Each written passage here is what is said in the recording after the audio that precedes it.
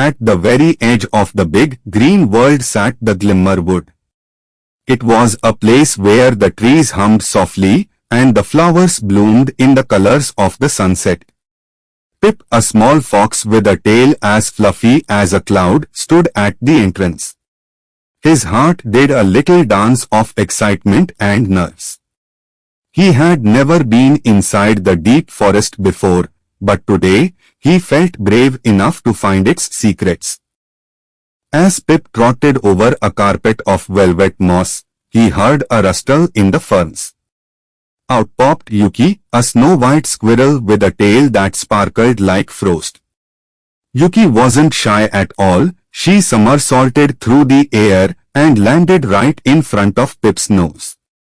She told him that the forest was a giant playground, but one must always look for the light to find the way. Yuki led Pip to a clearing where the ground was covered in giant, glowing mushrooms. Every time Pip tapped one with his paw, it let out a soft bowing and changed color from blue to pink. They hopped from mushroom to mushroom, laughing as the forest floor turned into a rainbow beneath their feet. For a moment, Pip forgot to be afraid of the shadows. Eventually, the path ended at the edge of a deep, misty canyon. The mist swirled like silver smoke, hiding the bottom from view. Pip stopped, his ears drooping just a little. He wanted to see what was on the other side, but the gap felt too wide for a small fox to cross.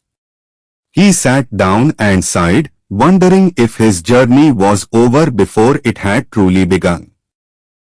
From the branches of a great silver oak, a pair of golden eyes blinked open. Soren, a majestic owl with feathers that shimmered like the moon, glided down to perch near Pip.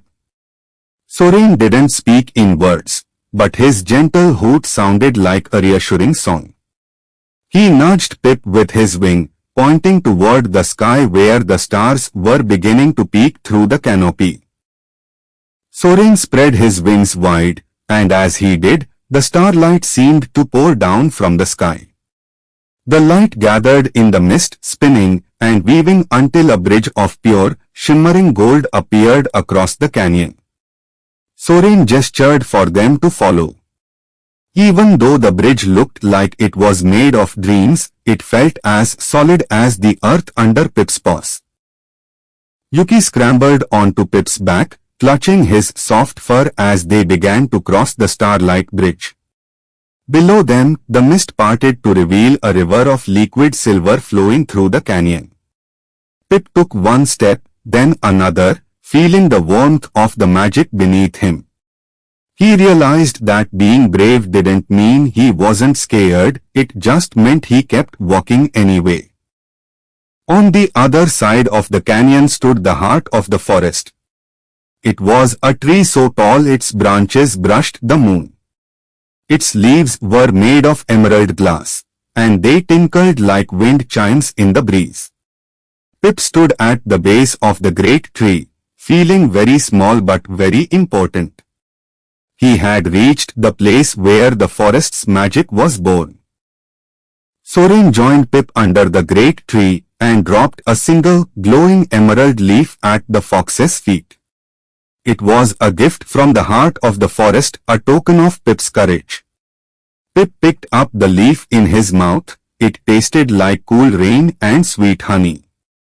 He looked at Soren and wagged his tail, knowing he would always carry a piece of the Glimmerwood with him. The journey back felt shorter, filled with the songs of the forest. When Pip finally reached the edge of the woods, the sun was beginning to rise.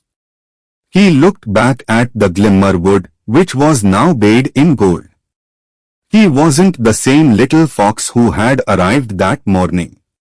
With his new friend Yuki nearby, and his emerald leaf tucked safe, Pip knew that any forest, no matter how big, was just an adventure waiting to happen.